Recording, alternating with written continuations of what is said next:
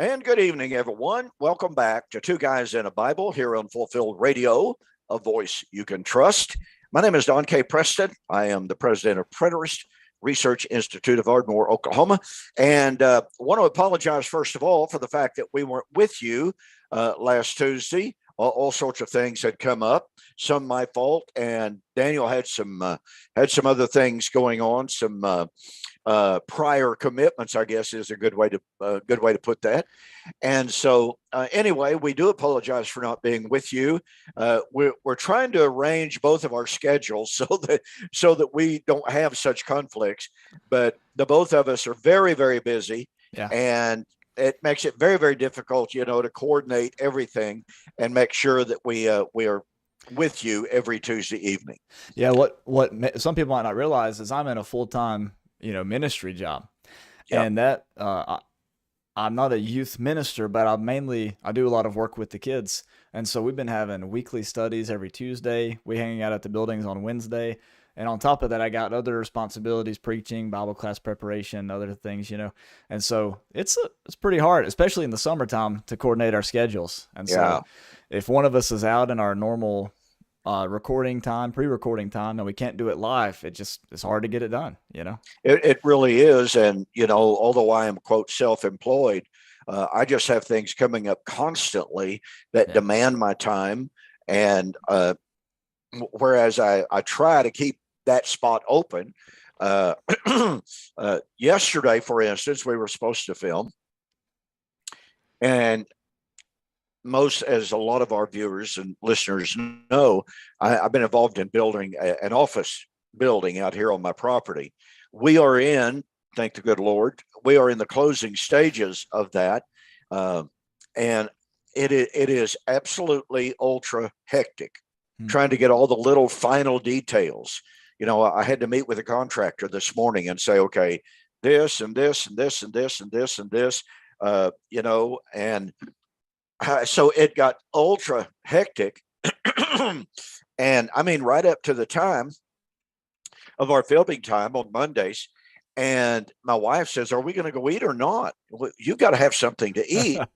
And I was famished. I was like, well, yeah. And so we are on our way to eat, driving into town, when you sent me a text message about filming. And I was like, oops. Do what? Yeah, filming? What filming? What are we talking about here? It was just one of those type of things that, I just got overwhelmed with the press of trying to get everything done, to compound everything. I've been up to here trying to finish this book that I have been working on now for 3.5 years. Oh, wow. And, it's, I am in a constant state, a mental state of focusing on that. Right. We'll be sitting eating somewhere, and I'll be focused on that. And Jan will go, "Hello, are you with me over there?" Man. I know Laura has done that to me before. So yeah, I know what you're talking about. We were supposed to be going somewhere the other day, and so we headed that way, and I drove right by the entrance. And she said, Don, I thought we were going to go back there. And I said, yeah. I said, sorry, babe. I was a million miles away working on my book. And she said, I would prefer that you not be that far away while you're driving. Don, that's pretty good advice, I do have to say. Yeah, actually it is. Yeah, I have to kind of agree with Jan on this. Yes, indeed. But I'm one of those guys. I'm a typical guy in a lot of ways. Psychologists and family specialists say guys are project oriented, women are relationally oriented. Okay. And I'm totally that way. I get immersed in a project. And everything else kind of goes into the background, and like I said, she has to kind of, hello, I'm here. Yo, I'm still here. Yeah. Do you remember me? And so, but she's put up with that for 53 years now. So. Can you multitask where you carry on the conversation, fully engaged at the same time you're planning your book And then she'll say, and so we're going to go to the grocery store and we're going to do this. We're going to do this. You're going, okay, sounds good. I'm taking count of that. And then she says, so what do you think? And you say, well, in chapter 14 of my book. Yeah. Yeah, very Yeah. much so. Yeah. Yes. And it's not that you're not paying attention. It's that you got, 4 trains of thought going on at one time. Absolutely. And, well, she reminded me, she said something a while ago about my doctor's appointment tomorrow. I've got something going on here above my ear that keeps getting worse and worse. It sometimes wakes me up in the middle of the night with hurting and what have you. I call it my tumor, but I don't know what it is, but it's bothersome. But anyway, she said something about your doctor's appointment. I said, can you remind me what doctor's appointment that is? And I just lost you. That's over okay. there. I'm still here. Keep Okay, talking. very good. Okay. So she had to remind me that I've got this I've got this appointment with a neurologist in the morning, for him to she said, well, I guess he's going to try to find your brain. I said, well, good luck with that. Yeah. Oh, man. So anyway, that that happens a lot. Yes, I'm very, very preoccupied. But I'm so excited about this book. I'm bringing it down to a close. I am working, knock on wood, working on the last chapter. And so, and speaking of books, I'm going to call on you to do my bibliography as you did for another book or two. And I was going to ask you if you know or could learn how to do a scripture index. I have a software that can do it automatically for you. I wonder if it'll interface with my word perfect. I would. Don't start making fun of my word perfect. Where's my mute? Where's my mute button here? I would probably convert it to Microsoft Word, run the software, put it in there, send it to you. Here's the thing, though. That is the last thing that you do. Oh, absolutely. Absolutely. Yeah, I understand that. The last thing. Because if you change one page number, well, done. If you add the copyright pages at the beginning, done. Yes. It can just mess up the whole thing. So I know. I'm familiar with those problems. I've encountered that before. Yeah. Okay, good. Yeah. So, yeah, Sam Dawson was kind enough to generate some scripture indexes for me a couple of years ago, 5 or 6 books back. And he gave me fair warning about that, and I didn't pay attention. So I messed it all up. He had to do it again. Oh, man. Yeah. So anyway, all right. Well, anyway, folks, it is good to be back with you. Pardon me. We do appreciate you being with us. And want to continue. We had begun, and we spent a couple of weeks on the issue of temple eschatology. And I have an entire chapter in this book on that very subject. And here's a thumbnail sketch of the thesis of what I mean by temple eschatology. The first century temple, standing in Jerusalem, again, in the first century, had to be standing, administered by, pardon me, the duly ordained, genealogically confirmed Levitical priests. I don't know of anybody really that would deny that, because virtually everyone, doesn't matter if it's amillennial, postmillennial, dispensationalists, they all agree that the first 4 of Israel's feast days were fulfilled in the first century while that temple was still standing. Okay. So the question that I pose and the question that I develop is, if that first century temple had to be standing for the fulfillment of the first 4 feast days, with the duly ordained, genealogically confirmed Levitical priest ministering in that temple, going through Passover, unleavened bread, Feast of Weeks, Pentecost. If that temple had to be standing for the fulfillment of the first 4 of Israel's feast days, then does it not follow logically, and I would say scripturally, that that very first century temple, being administered by the duly ordained, genealogically confirmed Levitical priests, would have to be standing for the fulfillment of the final 3 feast days, which are Rosh Hashanah, Yom Kippur, and Sukkot.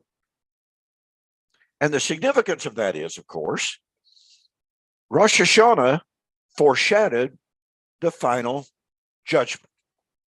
Yom Kippur foreshadowed and typified the coming of the Lord, the making of the atonement, final making, consummation of the atonement.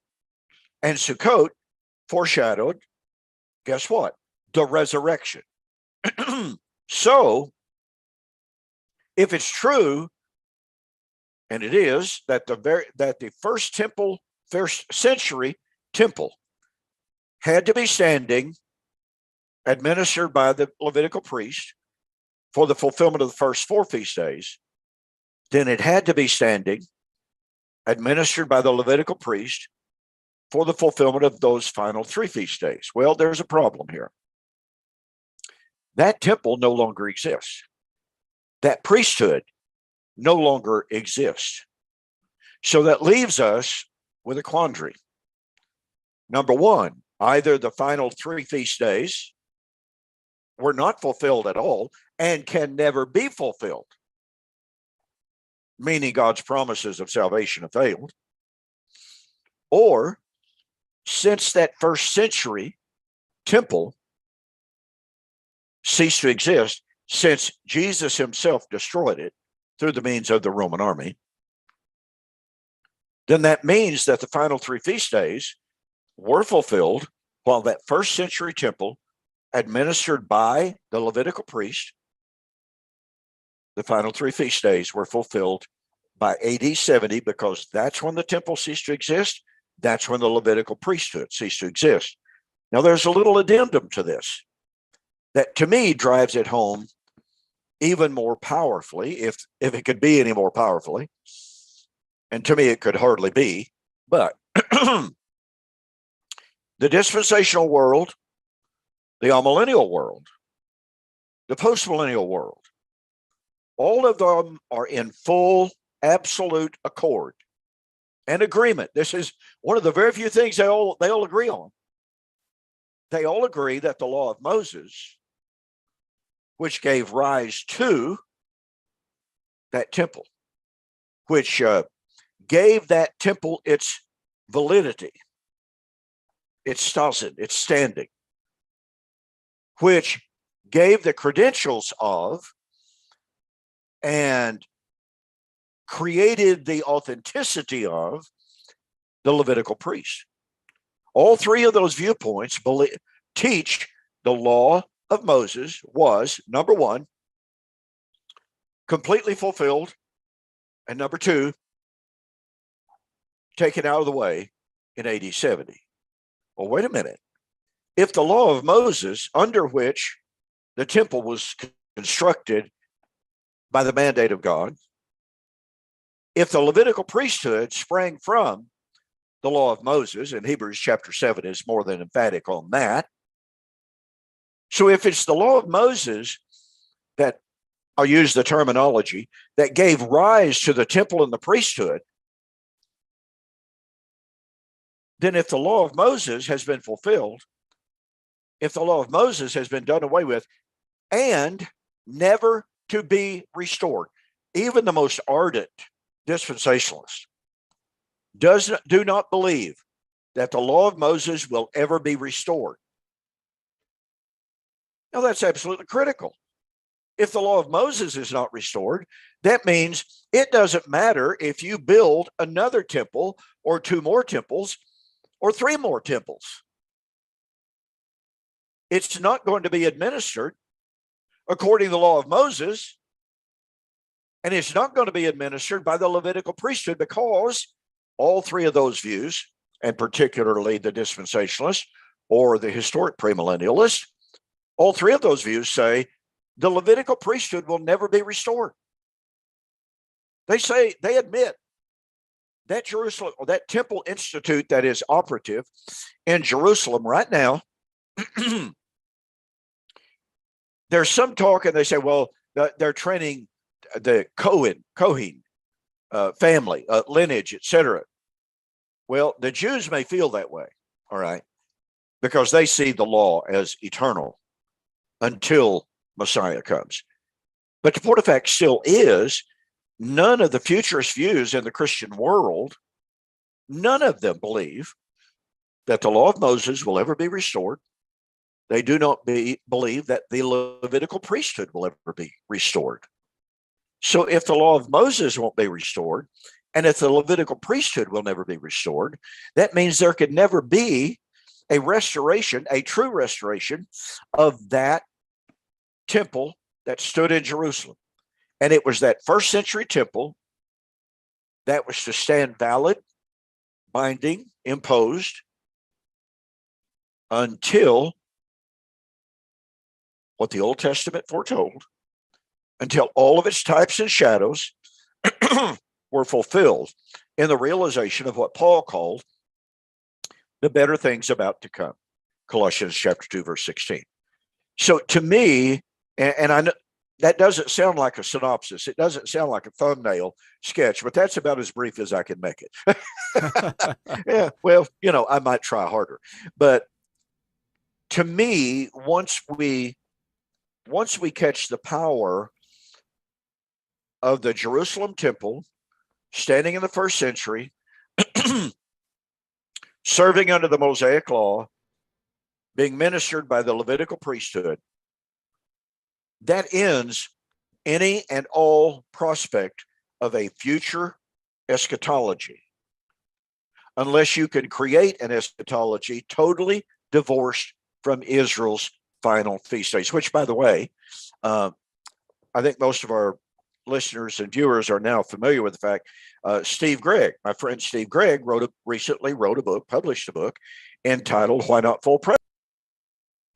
And in the book, he says, well, my friend Don Preston seems to think that Israel's feast days are the key to eschatology. And he says that all biblical eschatology is related to the fulfillment of Israel's feast days. But he said, that may not be true. And because it might be true, pardon me, that the eschatology of the feast days relate to Israel's last days, while the real eschatology pertains to the end of the Christian age. The shadow of the real end. A shadow of the real end, right. That's his way of avoiding the importance of Israel to the story of eschatology. So I'll pause right there, Daniel, and let you offer some comments. Sure. A lot of this stuff we've said a million times, but my initial reaction to those comments by Steve would be Zechariah 14, Isaiah 66, passages that are clearly, at least to me, applied to the real end in the New Testament. Quoted by the New Testament authors or referenced by the New Testament authors, such as Revelation 22, there will no longer be any curse, reference back to Zechariah 14, or even Jesus's language about Gehenna, quoted from Isaiah 66, and of course the obvious 2 Peter 3, drawing from Isaiah 65 and 66.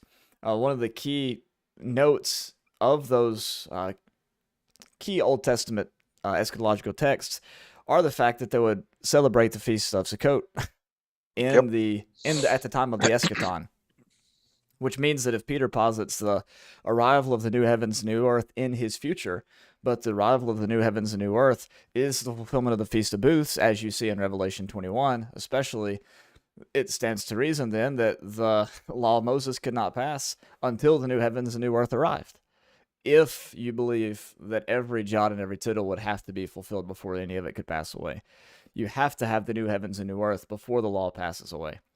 And to try to divorce Israel's feast days from the real end, or eschatology, when so many New Testament authors directly quote, and they don't just say, this is kind of like that. They say, this is that, spoken of by Yeah. Prophet Joel. These are prophecies you've read about, as Peter talks about in 2 Peter chapter 3.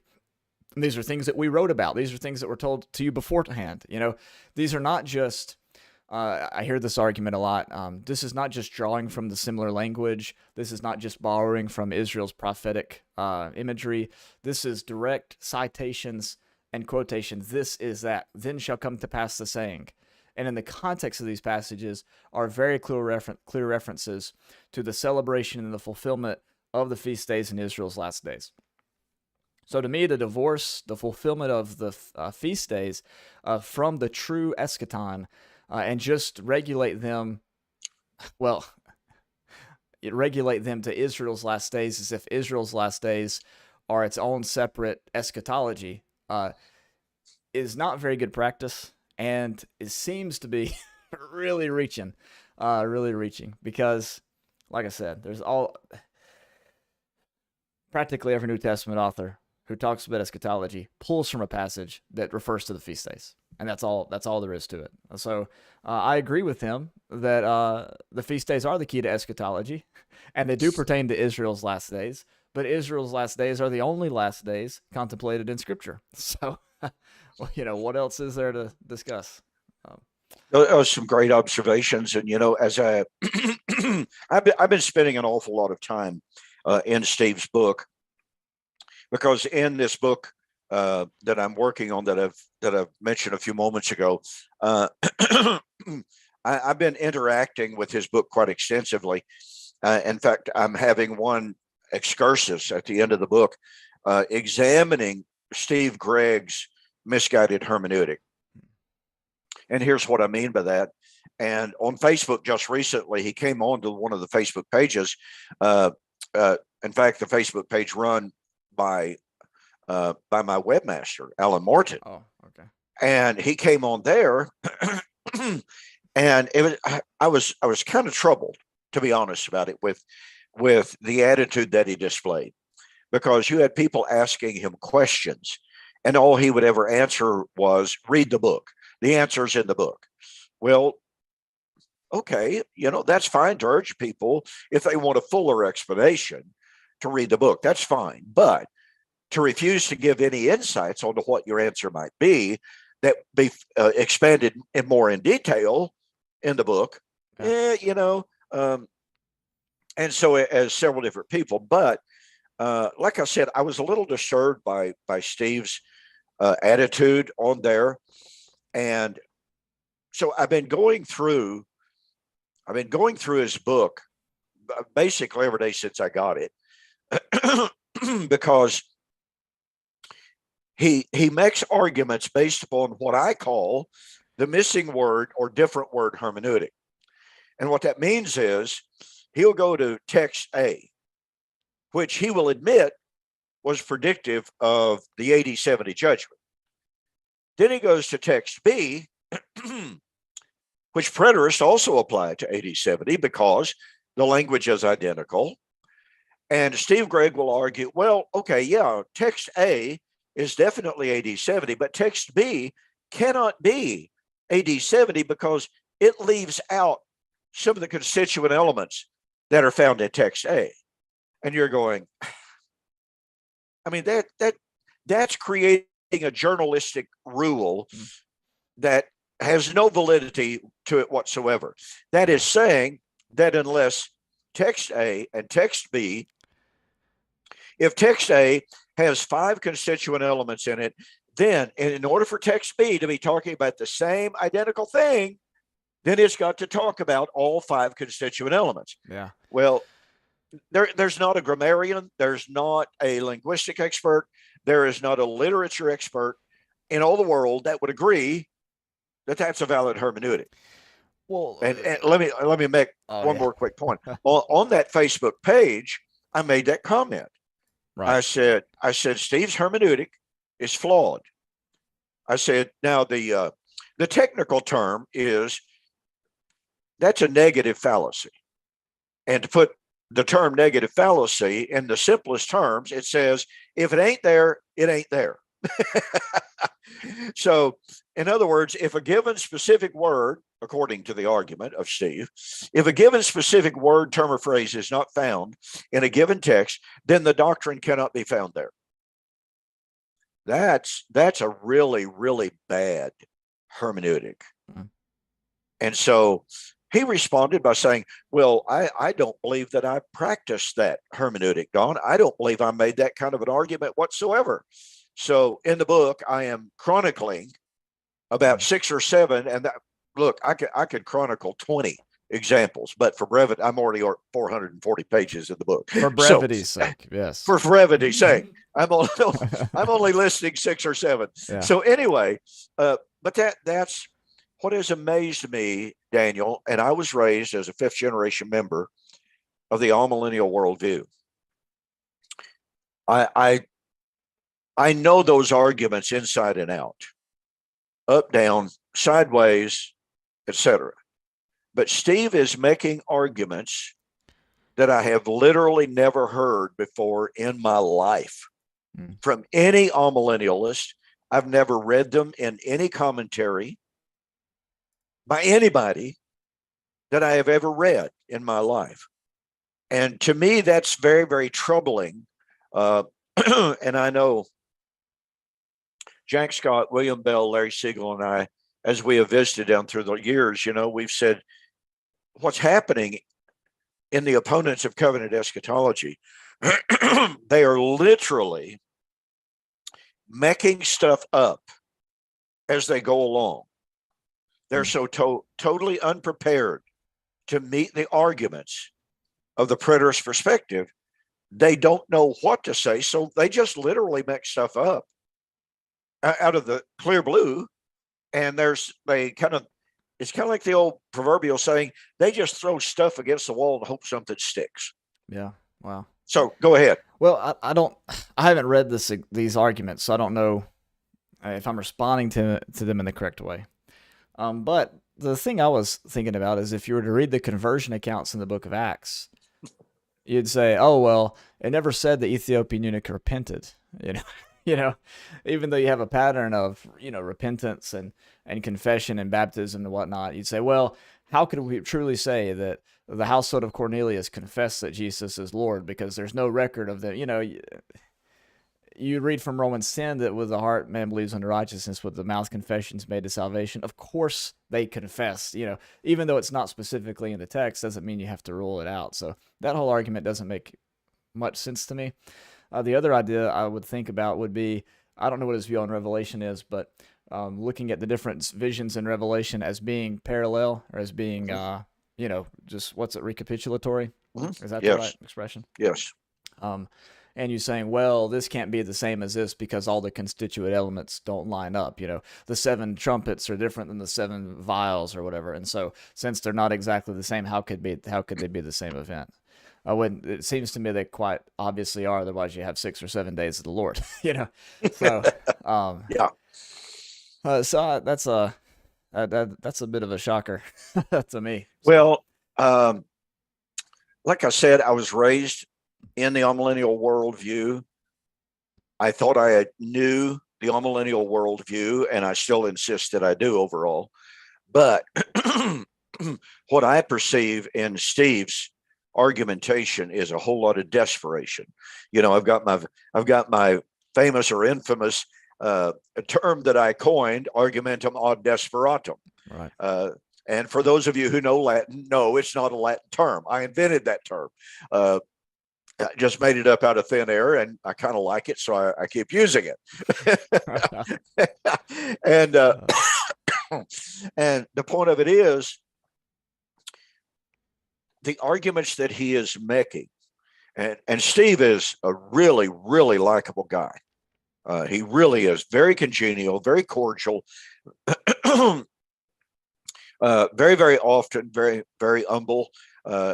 He demonstrated a good bit of anger, frustration. Yeah.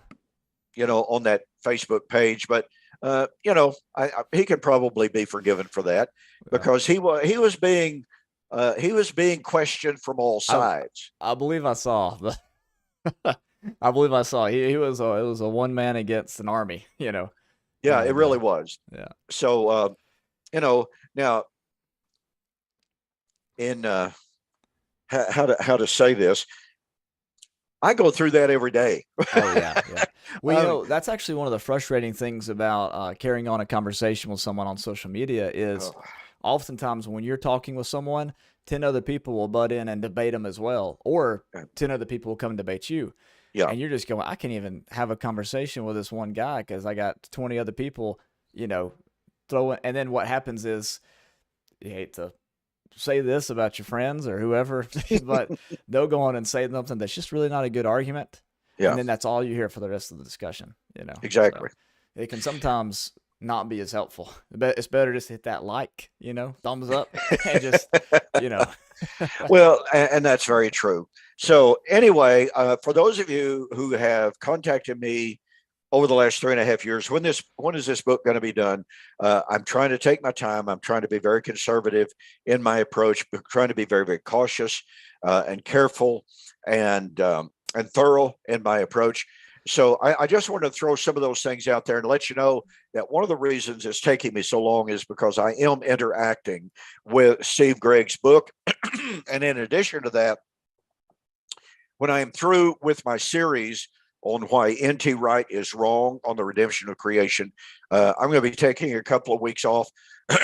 Pardon me. And then I'm going to start a review on my YouTube channel of Steve Gregg's book. I can't even begin to tell you the number of people that when he published the book sent me emails, sent me private messages. Did you know Steve Gregg has done this? He's a very popular guy. He really is. Got a tremendous following on the radio, and I don't think he actually actively engages all that much on Facebook, but nonetheless, pardon me. So there is a tremendous amount of interest in what I've got to say about Steve in response to Steve's book. And that's why I'm taking the time and even making the book as big as it's going to be. It would be considerably less or smaller if I didn't take the time to interact with some of his material. But I just felt like it was incumbent on me to do so because in his book, he mentions me no less than 140 times. So I felt like I needed to pay attention to what he had to say. Well, you do have to give him credit in that regard, at least for at least trying to take your material seriously and not just brushing you off and Oh, attacking yes. straw men. If he has that many quotations, it's got to be at least an honest attempt. Whatever that means. So Well, and I think that Steve is, as I mentioned, I think Steve's a really good guy. I yeah, like him a lot. We had a 2-day debate in 2013, I think it was. Very, very cordial, very enjoyable debate. We went out to lunch together. We had a good time. There was no animosity. There was no real stress and what have you. So yeah, he's a very likable guy. We had the kind of debate that you would like to have more of. That it was really just a discussion. There was no attacking of personalities. There was no "you're a heretic and you're going to go to hell." There was none of that, none whatsoever. Uh, so when you can be involved in discussions like that, then it can be very, very profitable. And I'll just add this little addendum. I can't even begin to tell you, but it's significant of the number of people who have contacted me privately and said, your debate with Steve Gregg is the reason I'm a full preterist. I followed him for years and years and years, had the highest regard for him, supported his ministry financially. You just utterly devastated him. So, you know, good can come from that kind of exchange. And yeah. so that's why I enjoy that kind of debate. When you're in a debate with somebody that absolutely refuses to conduct themselves as a Christian gentleman, I don't like it. I don't enjoy it. And I'll be really honest, it makes me feel pretty chippy and it makes me want to go after them even harder. Yeah. It really does. There's no excuse for that kind of activity and for that kind of attitude in a debate. No. No, not at Yeah. all. So, Not at all. okay. So back to Hebrews chapter 9. Yes, indeed. Okay, folks, I've given you my little synopsis there. Wasn't ever so brief, but nonetheless, that first century temple that was standing in the time of Jesus and the apostles, it was, number one, standing for the fulfillment of the first four feast days. Nobody denies that. And it would be standing when the final three feast days would be fulfilled, which means the first century temple, functioning under the leadership of the Levitical priesthood, had to be standing at the time of the judgment, the atonement, i.e., second coming, and Sukkot, the resurrection, the arrival of the new creation, as Daniel so well expressed it there a little bit ago. Now, all of that is wrapped up in the fact that the writer of Hebrews tells us that that first tabernacle, that first system, if you please, would remain having standing while the first tabernacle was standing. Well, the Greek word that is translated as standing there is from the Greek word stasis, and it means having validity or having standing. Stasis means stand. So it's having standing.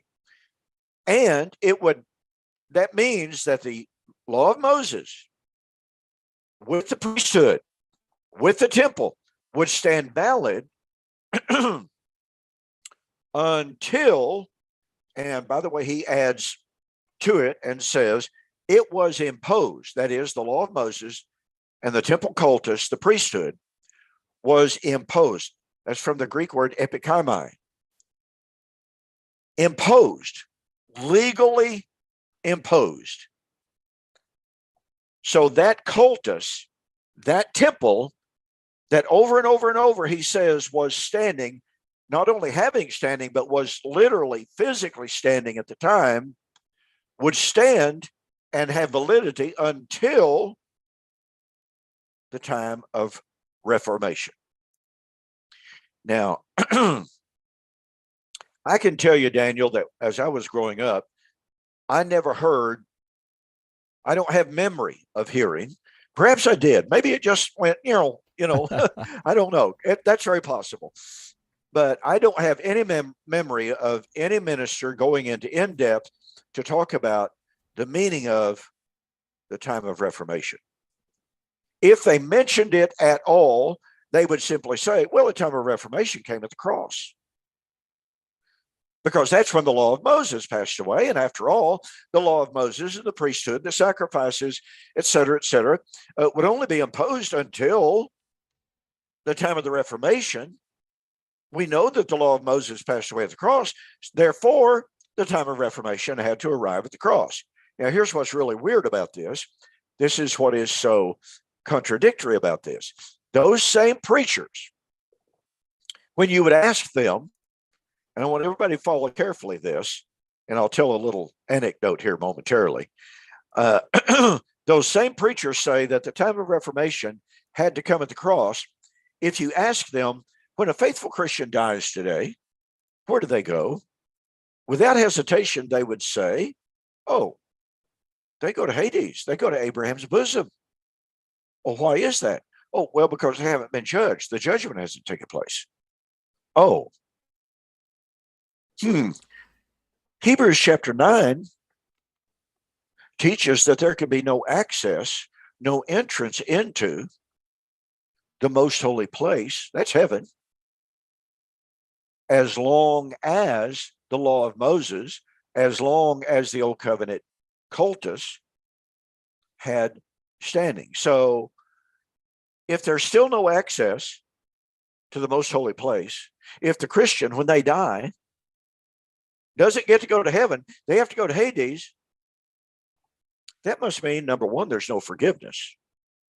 Because the reason there was no entrance into the most holy place under the law of Moses, was because that old system stood in meats and drinks and divers washings, which could never make the worshiper perfect in regard to the conscience. But it was imposed until the time of Reformation, meaning it would be imposed until the time of forgiveness. And when the time of forgiveness arrived, man could enter the most holy place. Therefore, if man cannot enter the most holy place today, there is no forgiveness. The law of Moses must still be in effect. I don't know the way out of that.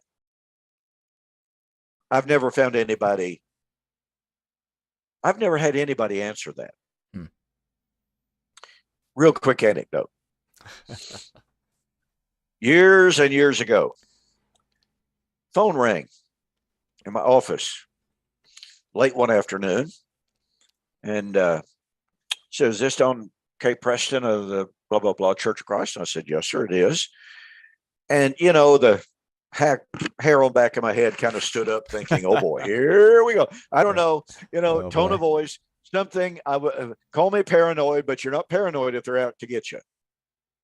See? Anyway, I said, yes, it is. They said, well, my name is such and such. I've forgotten his name. And he said, I have a couple of brethren here with me.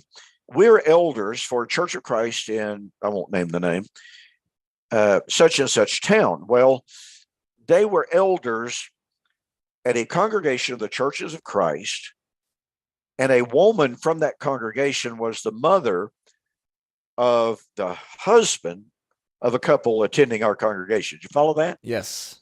Okay, very good. Yes. So he said,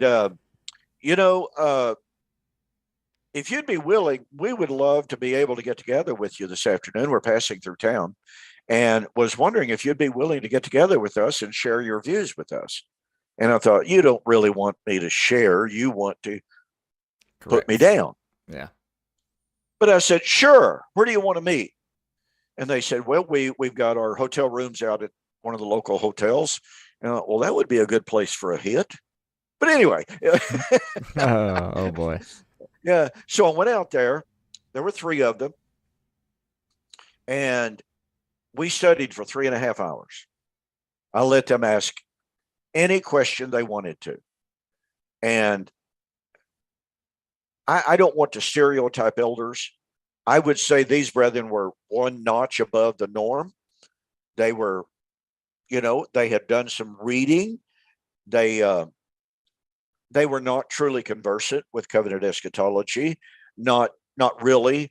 They knew that, these guys say the Lord's already come. There must be heretics. But yet, nonetheless, they didn't come, they didn't have their guns blazing and none of that. They were very cordial. And so at the end of it, I said, do you brethren have any more questions? And they said, no, you've been very thorough. And said, they actually said, you've given us a lot to think about. I said, okay, I appreciate that candor. I said, now, I've got a question for you. I said, you spent 3 hours asking me one question after another. So I said, it's only right that I have the opportunity to ask you a few questions. And they literally got a panicked look on their face. They looked at each other like, we didn't expect this. And finally, one of them said, well, you're right. We've asked you questions. It's only right that you get to ask us. I said, okay. I said, I want to ask each one of you brethren to answer the question. When a faithful child of God dies today, where do they go? Do they go to heaven or to Hades and Abraham's bosom? Well, in unison, they said Abraham's bosom. I said, okay, great. Thank you. So I went to Hebrews chapter 9. I walked through it. And I said, now, brethren, I want to ask you a question. If, when a faithful child of God dies today, they don't get to go to heaven, but they have to go to Hades, why? And they said, well, he hasn't been judged. I said, oh, really? I said, is being determined to be and declared to be forgiven, not judgment? Well, they'd never been asked that question before. And they go, well, I guess you could make that argument. And I said, I'm making that argument. I said, my question is, if we don't get to go to heaven when we die, then according to Hebrews chapter 9, the only reason that we don't get to go to heaven is because our sin is not forgiven. And if our sin are not forgiven, it means the law of Moses is still in effect. So I said, I would appreciate it if you brethren would answer this conundrum. Not meant precise words, but, something along the line. Yeah. And they literally sat there and looked at each other in overt panic. And finally, one of them spoke up and he said, I don't have an answer for that. He said, I don't know how to answer that. He said, I've never heard this before. And the other two chimed in and said, we don't know how to answer that either. I said, okay, I appreciate your honesty. But brethren, this is what it comes down to. You have sat here and you've grilled me for 3 hours. You've insisted that the law of Moses passed away at the cross. That must mean that we are forgiven. But if we're forgiven, we get to go to heaven. But now you've just admitted we don't get to go to heaven after all because we're not forgiven, which means the law of Moses is still in effect. And they were literally stunned, literally flabbergasted, literally speechless. They did not have an answer. Now, folks, the reason I'm bringing all of this up is all three futurist views tell us, okay, sure, the temple of Jerusalem, first century temple, was completely, utterly destroyed in AD 70. No one denies that. Point number two, all three futurist views tell us the first 4 of Israel's feast days were fulfilled while that first century temple was still standing, while the Levitical priesthood was still operative, functioning according to the law. Hebrews chapter 8, verse 4 and 5 makes it very clear.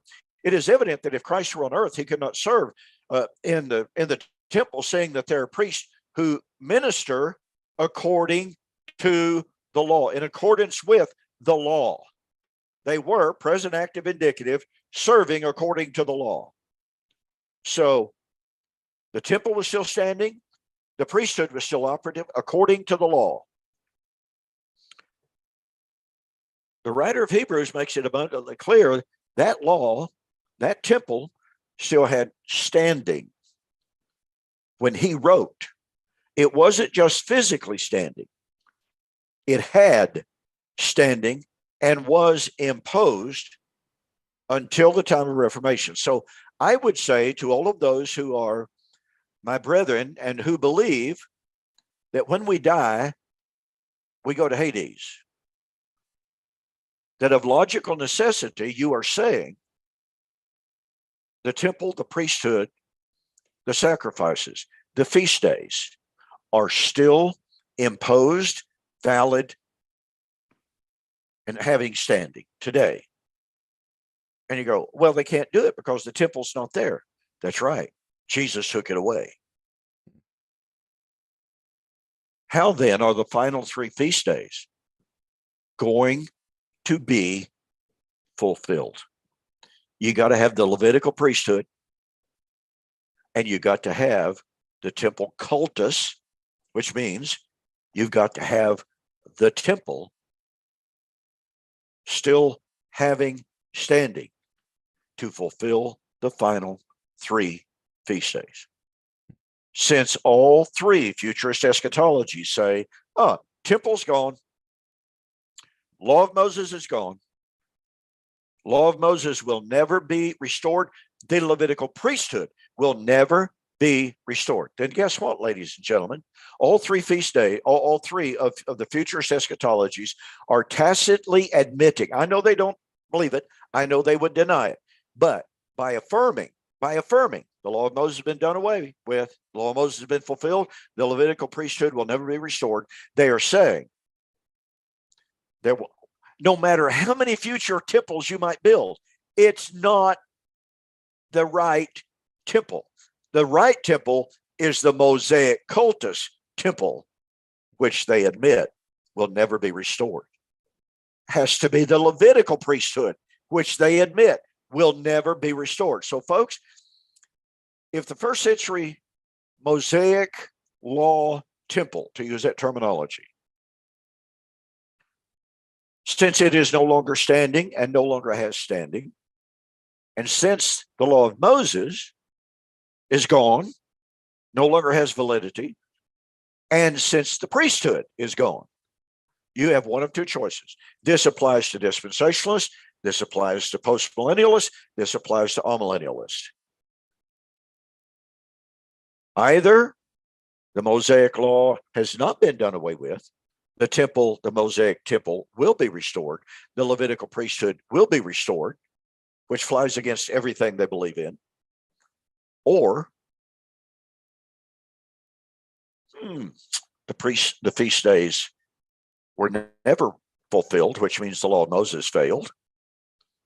Or option number 3, the feast days were fulfilled.